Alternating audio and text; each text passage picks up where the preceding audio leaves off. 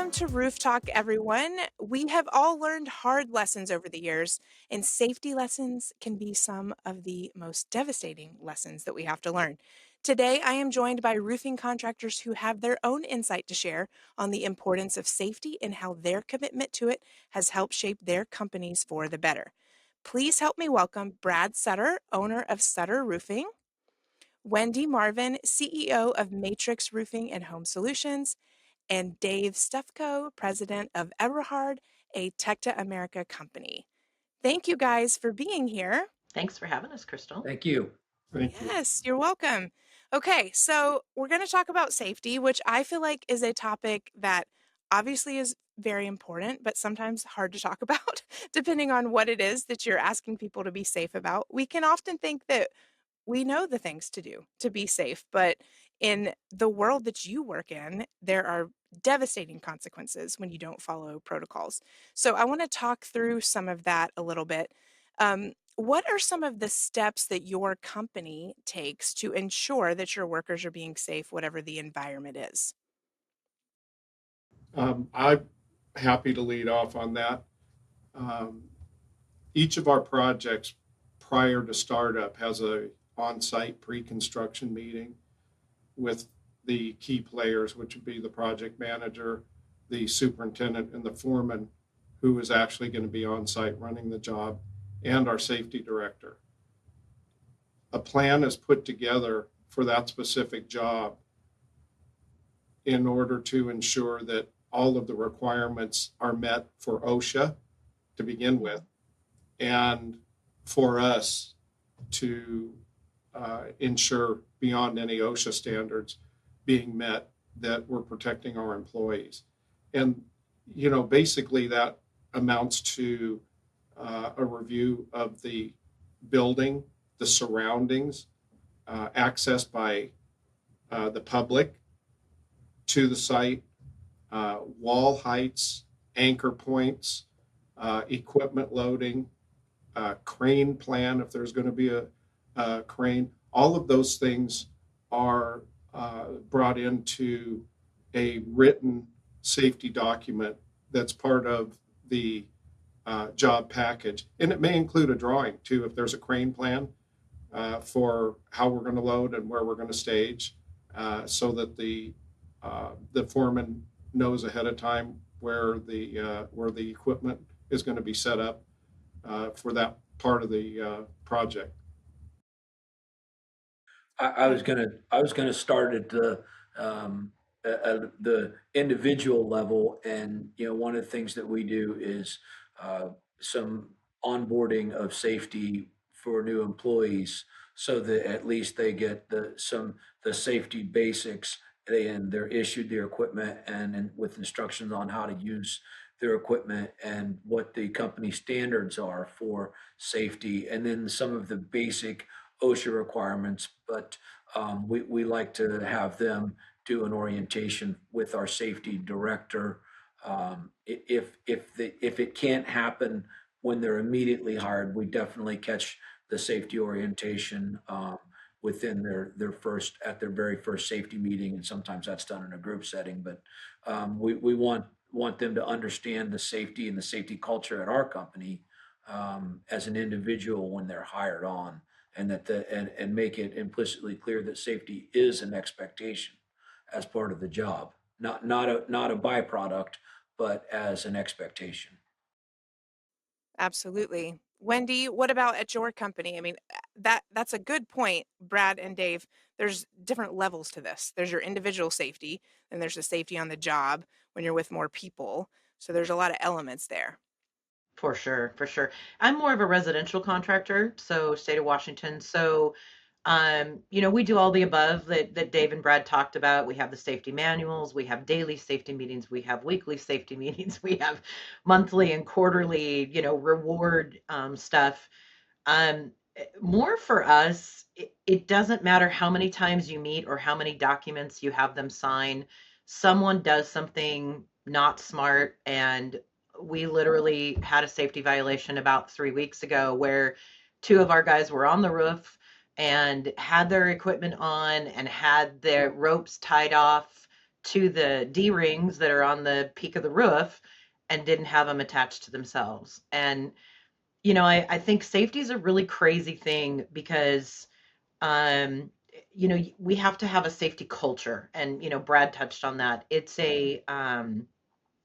really important to get that camaraderie, to get that everybody's looking at and for each other. And, at the end of the day, when people aren't listening and aren't paying attention and aren't doing the right things, I've even brought spouses in and sat people down as a family and said, "Look, I'm not doing safety because I love safety, although we do, but like I'm doing safety because I want you to go home to your children at the end of the night." And, I've never whipped a company faster into shape than when we involve the spouses. So, safety is difficult. It's a culture, it's a system, it's ever evolving.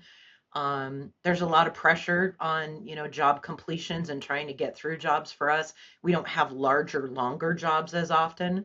Um, and so sometimes that makes them cut corners, and it's not okay. Yeah, absolutely.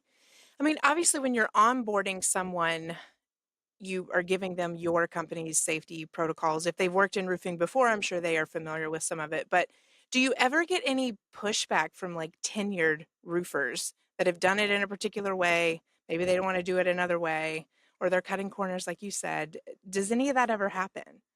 In my experience, I was going to say I've seen that tide change to where we don't have pushback, but we have more cooperation, calls to our safety manager, collaboration on the roof. Hey, here's what I'm going to do. Is this okay for safety? Where there is a concern for safety more so than a a lack of concern or just not going to pay any mind to it. I think that I speaks a think lot to that's your been, and I culture.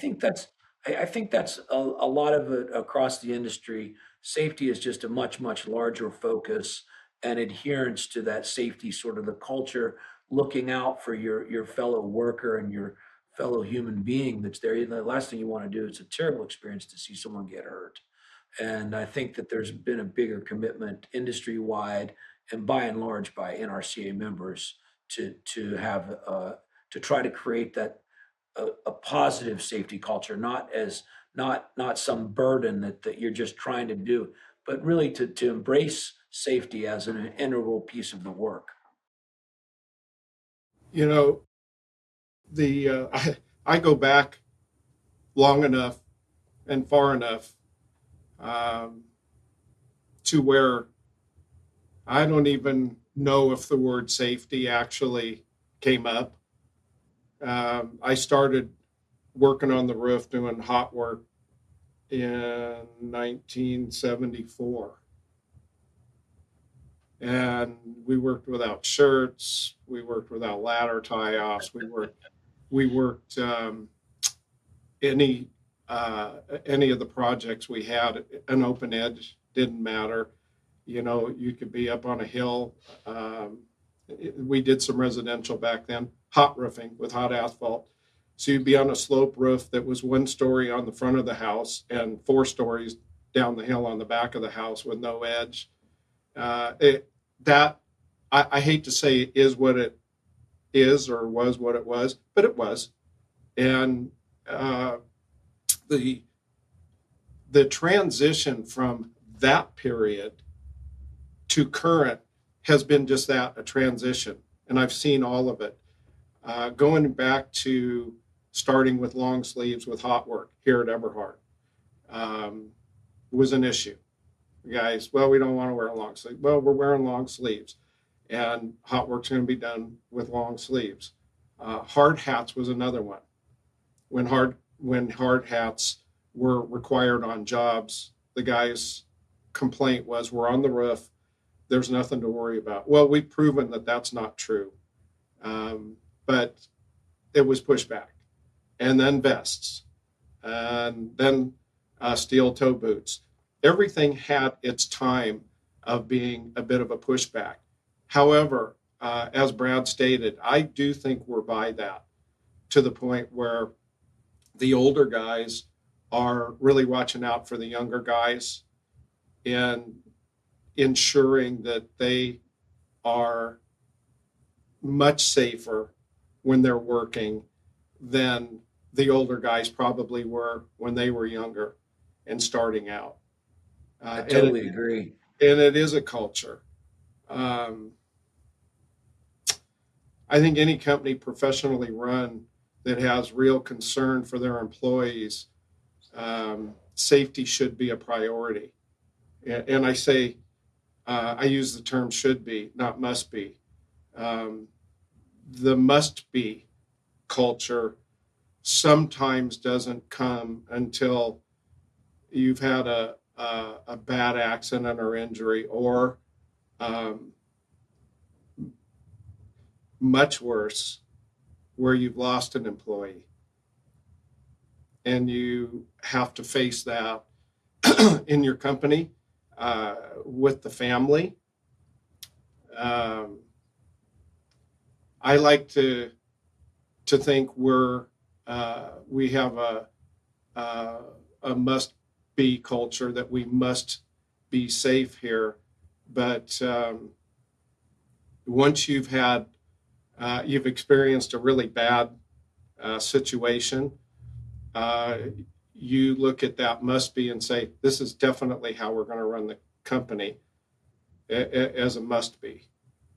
So our younger apprentices, we're a union shop, are getting some pretty good safety training right out of the gate. However, we have them, 95% of the time. The union apprenticeship has them maybe 5%.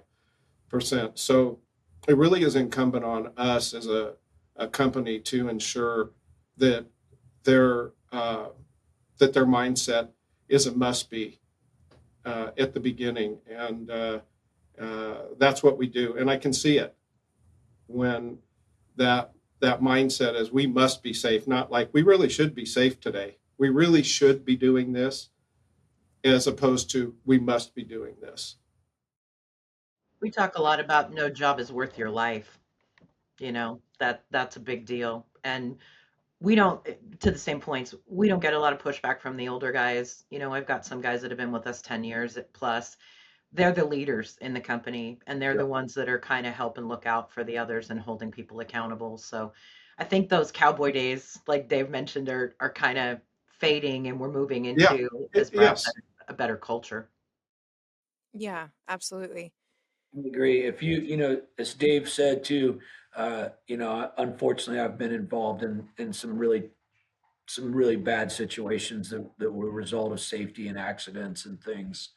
And sometimes you can turn those around to make that the bedrock of what flips that switch from we really should do this to we must and we are going to do this, and this is the motivation, this is the impetus, this is what turned that switch, and we're never going back the other direction. And sometimes it just takes that type of motivation that comes from something that is a traumatic and terrible experience, to drive you to do better, and to demand that others do better. And I think that if that type of motivation and determination is based on looking out for people and the humanity of everybody, and the family aspect of what most people are working for is to provide for their family. If that's where if they understand that's where the motivation is, and that's what the baseline is, that's where you start to that culture starts to come together and gel, and become part of the canvas of your company, and the baseline you work from. Yeah, absolutely. Crystal, to Brad's point too, just really quick, he brought up a really good point. Like an injury or an accident of any kind always galvanizes everybody, but it's hard after the years go by and you get new people that maybe haven't been around and had an accident. That how do you keep that fresh? And we try to have discussions about everything that's going on in our community. Anybody that gets injured in any job site, we discuss how it happened, what happened, to try to keep those potential injury thoughts high so that they do wrap their arms around safety more because people forget. Yeah, absolutely. The the um, the mindset is really what we're talking about here, and I think that has been the biggest change we've experienced um, here is ensuring that there's a mindset, not the should be, not the must be. We must be safe, but it's a mindset. We have good success with the younger guys, um, and we've really gotten there with the older guys who are retiring. A lot of them, I'm at retirement age. In fact, I passed retirement age. But a lot of guys that have been here with us for 35 plus years, 40 years, are retiring, um, and the really the mindset is from the younger people who that's what they know. I'll give you a quick example. This last weekend, I was in my shop and I had a grinder out. I was going to grind on a piece of metal, and my twin 4.5-year-old grandsons yelled at me, said, "Grandpa, stop, Grandpa." And I said, "What?" And they go, "You don't have your safety glasses on." So they're with me a lot, and they have their little toolbox, and they have safety glasses in their toolbox. They have gloves. And I thought that's what made me think, see, their mindset is that you wear gloves, you put your safety glasses on because that's all they've ever known. And where, like in discussing our more mature, our older guys, I believe we've gotten there, but you still see it once in a while. With the younger guys, not so much. I really do see the difference in the mindset with them because that's all they've known. That's how they've entered the industry, and that's what they know, which is a good thing. And I think that kind of goes hand in hand with what I was saying about that onboarding and safety Yes. becoming part of that training from day one, where it's just top of mind, trying to keep that awareness there that safety is it's part of the job. It's not an add-on or an afterthought. It's part of what we do in the planning. To your point, Dave, of pre-jobs and job hazard analysis and reporting and things that we're thinking ahead about how to mitigate, say, unsafe conditions and unsafe actions and unsafe people to some extent. That's Mhm. not what we want. Um, all those things go hand in hand. Yeah, I think so. To your point, Dave, about your grandsons, I have a 4-year-old and he's very structured, and he know like these are the rules and these are the way that things go, and so like if you can carry that into your adulthood, it really does help. And I think you're right. It's like we've had a shift of that where we have more guys coming into the industry that can follow those protocols from the beginning because it's all they've ever known. Um, do you also think, I mean, I think there's been a change in mindset, absolutely. Do you also think that the evolution of equipment has helped this at all? Is there new equipment that makes things easier to be safe on the roof? I think it makes it less cumbersome for sure. I think that unfortunately safety is sometimes a hassle in terms of efficiencies and different things. And I think that there's been some good advancements in that. Um, Ultimately, unfortunately, ropes are ropes and barriers are barriers, but moving barriers are easier. That perimeters are easier. We've seen a great shift. Yeah, I think there have been some advancements with the technology and the way that things are put together, the engineering of some of the parts and pieces and fall arrest carts, for instance, have become smaller, more efficient, and more mobile. You can break them down and use them for different things, and even including if you think now, even some of the retractables are much smaller than what they have been in the past and are not so cumbersome to drag around. So I think that the manufacturer and safety industry has done a lot of work to improve the conditions for the actual worker and installer on the roof, so that you're not having it's not such, like you said, a burden, Wendy, to try and get into a safe PPE, whether it be a harness or whatever those conditions are, even better hard hats, better, with integrated hearing or integrated site protection. All those things are out there now that are designed to make it a bit easier to be safely, to work safely. The equipment for sure has changed. The quality of the harnesses, even the quality of the ropes, Wendy, and the rope grabs, retractables for sure, have gotten lighter weight and easier to use. Harnesses with um, the um, the safety ladders attached to them, where you can deploy that, or it's really a foothold.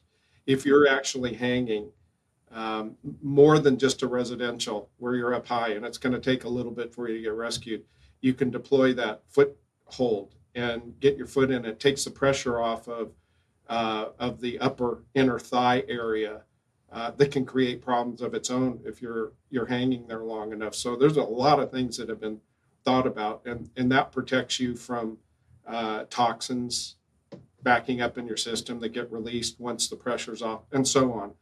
Um, Gloves is another one. That's a big You one. know, in my day, if we were wearing gloves, they were these big, bulky leather gloves that were built for the Incredible Hulk, and you fit into them and try to keep them on.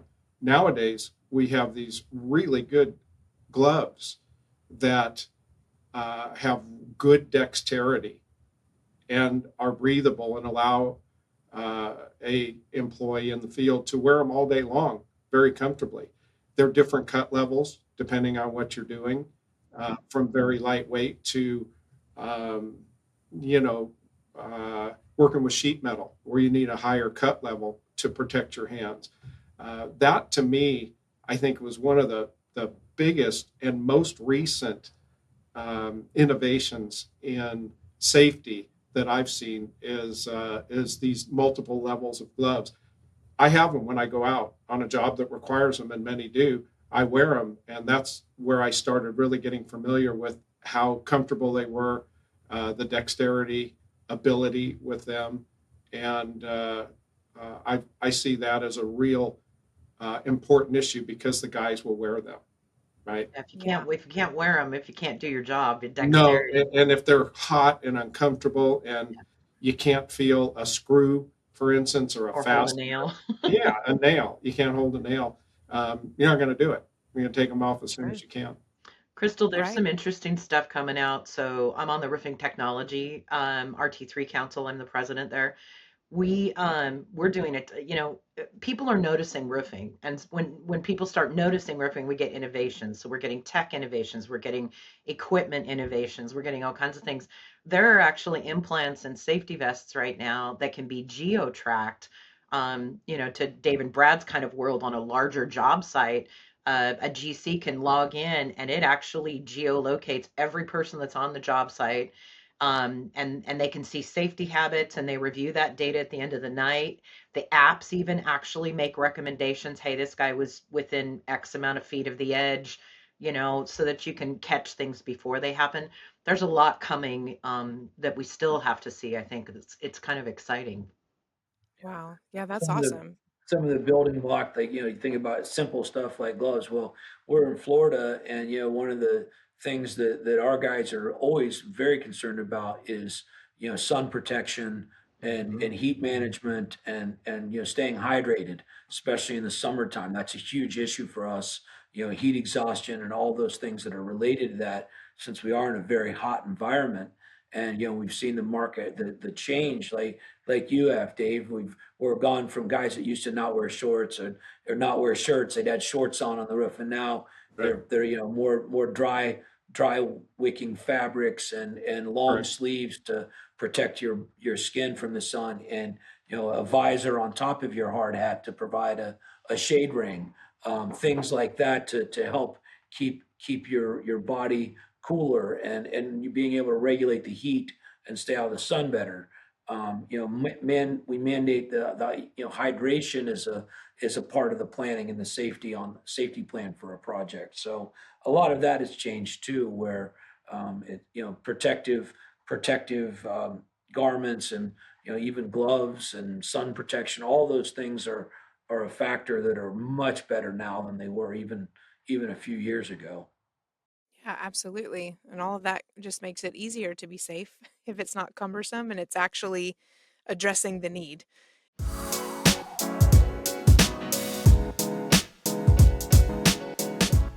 Advo, what? Advocacy. Oh my God. Advocacy. Advocacy in action. Advocacy in action. Advocacy in action. Advocacy. Advocacy in action. Let's do that again. Yeah. Advocacy in action. Advocacy in action. Saying advocacy is hard. Taking action, easy. Register for Roofing Day in DC 2026 and see for yourself.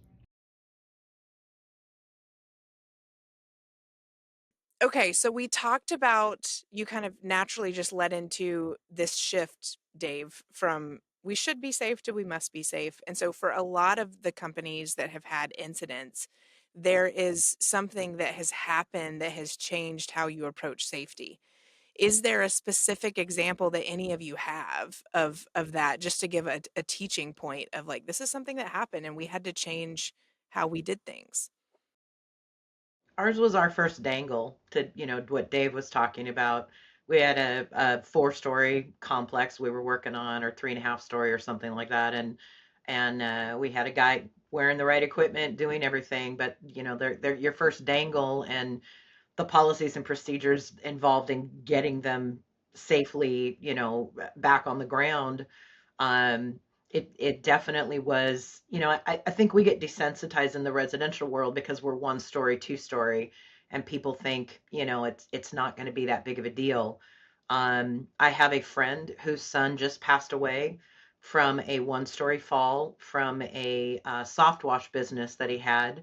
And those kind of things don't go away in your world. You really try to um, look at how to never have something like that happen again, like Brad talked about in his company. And when you have a larger one where that they could have really immediately passed away, it tends to get everybody galvanized around it. But again, months pass, years pass, you forget, and so we're just always trying to hold those things top of mind as we go through stuff. Yeah, we unfortunately we had a fall with a fatality about 15 years ago, and it was a very experienced worker. And um, unlike most, typical, the fall is from a leading edge or a penetration, something that was left open in the roof, and this was the result of a deck collapse, which was much more similar to a trap door or something like that. And so we changed our re-roofing protocol to include or mandate a thorough deck inspection prior to the project starting.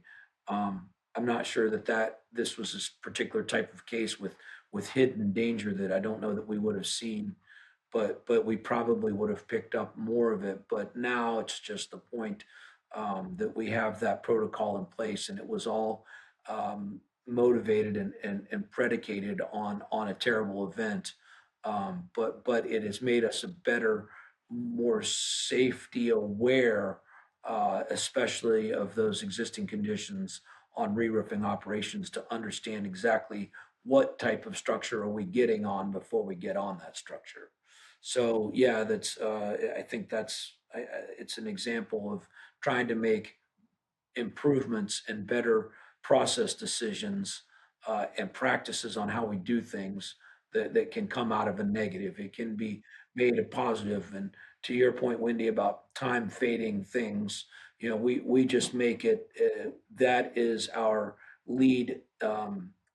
That is our lead topic on the January safety meeting every single year. That's just what we do to make sure that we're focused on that and that it doesn't fade from our memory or fade from our practices or diminish in importance on what we do, year over year. I'm sorry you had that happen, Brad. That's Yeah, awful. yeah, not an easy one, but again, you try to make the good out of something that's very difficult. No. Dave, what about you? Um, we lost a foreman about 15 years ago also. He'd been with us since he started in the business, 25 years. A good guy all around, and um, you know, he was just a great example of an employee roofer, which I'm proud to say I am, that you'd want to have. Um,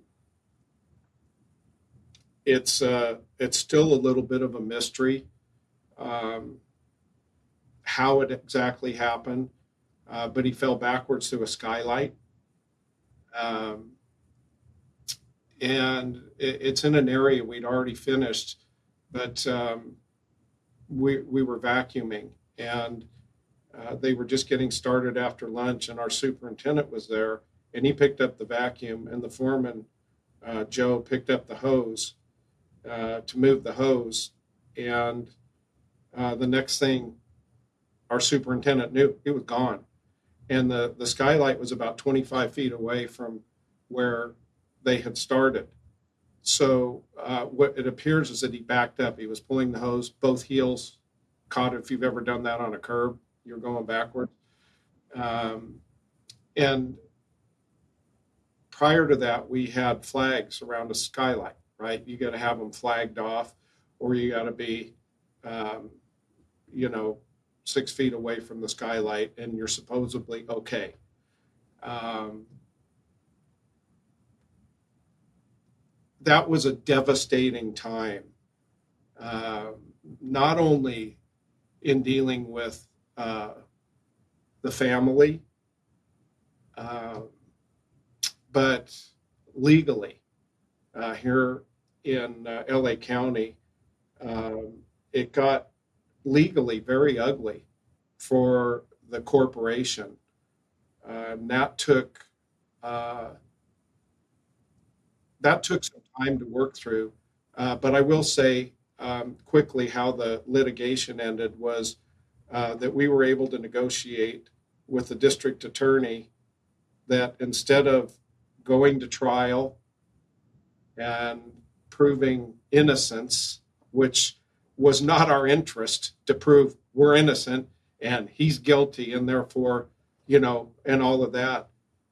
We looked at the cost of the trial, and we looked at the fine from OSHA, and we negotiated that money for the family, go directly to the family. But that was only part of it, right? The other part is living with it, which I still do today. The pictures, the scene, you know, don't leave you. However, so what changed? What changed is that you can rope off a skylight, you can put flags around a skylight, but you can go you can trip and go right through a flag and pull the cones down or right through the skylight. What we implemented were the cages. That some of our customers want them permanently, some don't. So we put the cage on. They take, you know, literally just a few minutes to attach to a skylight. So in an area, if you have a project with, you know, you could be on a 5,000 square roof and have thousands of skylights. It's the entire area where we're working. So we may have 15 skylights that get caged, and the area's roped off, and all of those skylights are caged while we're working there. And then you have a crew tied off who takes them off and moves them to the next area. To Brad's point with the equipment, really, and Wendy's, because you're working on this stuff, in recent months, I'll say 6 or 8 months ago, we came across these nets for skylights. They're safety nets where you cast or set the net over the skylight, and then you strap it around the curb of the skylight. What this allowed was our service department to easily cover the skylights when they're going up to do a repair. So even if it's a small repair, and we're only going to be an hour or so on it, the skylights in the area of that repair, if there are any, get these safety nets, which are OSHA approved fall protection safety nets. Do you know those Yeah. came out of the pool industry? I understand. Really? They came as a prototype that of what they're using to cover pools to keep children from falling in. That's my understanding, at least. I think that's brilliant. I love that. To deploy them is very easy. They're Yep. easy for the guys to and they can be used on production jobs too. A lot of time they just take the cages out on the bigger production jobs because they're easy to unfasten and move, and there's lots of room for them. On a service job, that's a little more cumbersome, where the nets now are quite easy to load and deploy. Do an hour repair or 2 hour repair, whatever it happens, where you're not there for a full day. I'll put it that way. You can deploy the safety nets, and they will do the job. God forbid something like We've that. used those nets before on some access points on projects. Yeah, Absolutely. it's just a small thing that just could make a big difference. We Yeah. don't allow any openings, anybody anywhere near an opening anymore. And especially, as I said, with the flags, what might be legal and OSHA approved, it's, Yeah, uh, that doesn't stop somebody from going through right. if, if that happens. No, I'm Sure. sorry I you mean, had that too, Dave. unfortunately, yeah, I'm so sorry. Unfortunately, that is a good example of you can follow all the protocol that you've been said, and there's still gaps in those things that we sometimes have to find out, unfortunately. And so then you make the necessary changes to make it even safer. And that's where safety is just ever evolving. I think we all are going to have incidents in our job sites that won't look like another. And then you have to decide, what is best for our company and moving forward. And I think keeping it top of mind, like Brad said at the beginning of the year, it's always talked about, putting in place these different parameters. It's always top of mind. We always talk about these stories, not only just to remember these wonderful people that worked in your companies, but to continue to let their stories teach us things. And I think that's really important. Is there anything about safety that I didn't ask you, or an encouragement that you want to share to anyone that might be listening? I think I safety is a think big that, one yeah, to go oh, ahead, go ahead. Wendy. Oh. I think safety is a big one to add to your sales process.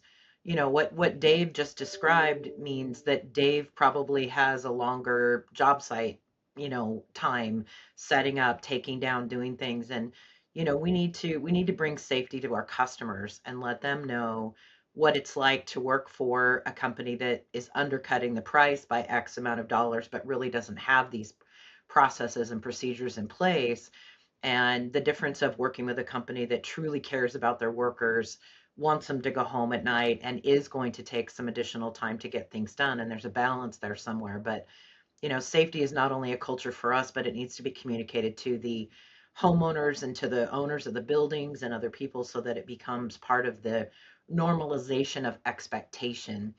And I think it's like, I always laugh about this, but like selling pharmaceuticals to the customer and not the doctor, right?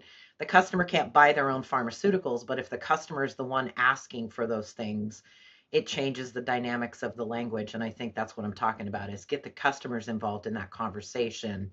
And they start asking for more and expecting more from us. And I think those are good things. Yeah, I was going to say, just like you said, it's an evolving thing, but there are gaps, and the goal is just to have people that are educated enough in the field to be able to say, "Hey, time out. We need to this is not sufficient, or we need to look at this a different way," or just tell somebody that's not how we do it here, right? That's not the best practice. That's not the safe practice. We like Wendy was saying, we hook up. If you have the lines run, you have to hook up. Like that's just you have to do it. That's how it works. And those are and to recognize near misses, and just things where there are gaps. Can we do it better? And I think that in my experience, providing that training and knowledge and empowering people to use it, um, more often than not will produce a good outcome. I agree, and I think Wendy's point is certainly well thought out. We have recently initiated, I don't want to call it a sales program because it really isn't, but let's call it education of our customers, Wendy, with our service department. And what we have, what we're still working through this in educating our service team to be able to communicate to a customer additional safety things, items that they may want to look at. For instance, a ladder up, right, on their roof hatches, maybe guardrail around their roof hatches, depending on its proximity to an edge or a low parapet wall.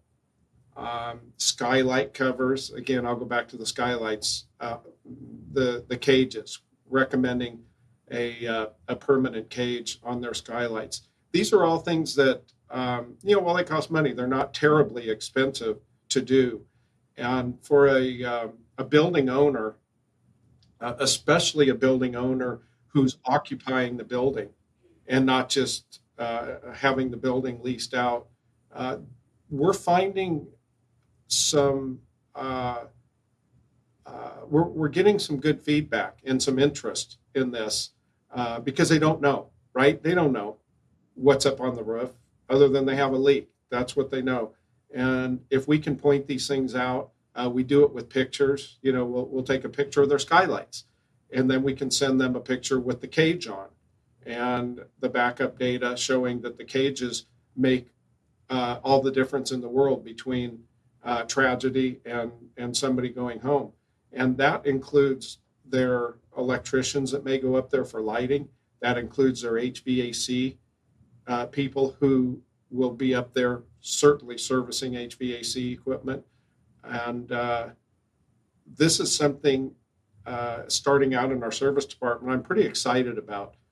We've been doing this really just for the last 2 or 3 months, getting this program going. So I can report back later, if it continues to grow, which I think it will. I think there's a good market for it, which is, of course, good for us. It's good for our guys because they're working. It's good for our customers. And it's good for the HVAC guy who doesn't back up from a unit and go through a skylight, right? Or a roof hatch or an opening.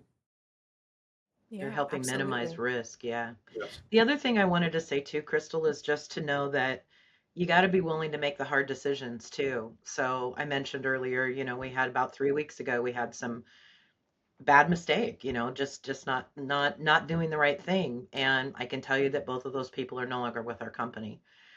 We offer retraining. We obviously, people make mistakes, and there's a mistake and then there's a reoccurring issue. And one of these people had a previous issue, and we are in a time frame where we are dying for roofers, and it was not something that we wanted to do, but you have to be able to show also that, you're committed to that, even if it's not the easiest thing for the company. And so, yeah, sometimes you have to stand by what you're saying and really follow through. Yeah, absolutely. Absolutely. You don't want to be what's considered the bad guy in that situation, but you're actually being the good guy Yeah. because you're saving people from having something very fatal happen to them. Well, I am so thankful that you each took time out of your day to talk to us about this and to share some of these stories that are not easy to talk about. But we obviously want to keep safety at the forefront of everything that we talk about, especially at NRCA, everything that we do. We want to make sure that we're promoting that as well. So we're thankful for how you do that in your companies, and that makes our industry better. So Dave, Brad, Wendy, thank you so much for your time today. Thanks for having us. Thank you very much, Crystal. Thank you all. Thank you very much. Thanks for the conversation. Thank you for joining us today. We hope this episode encouraged you to keep safety at the forefront of your company's focus, and that it helped you see other ways companies are addressing this very important topic. We look forward to seeing you next time on Roof Talk. This podcast is produced by Told You So Media. Told you so.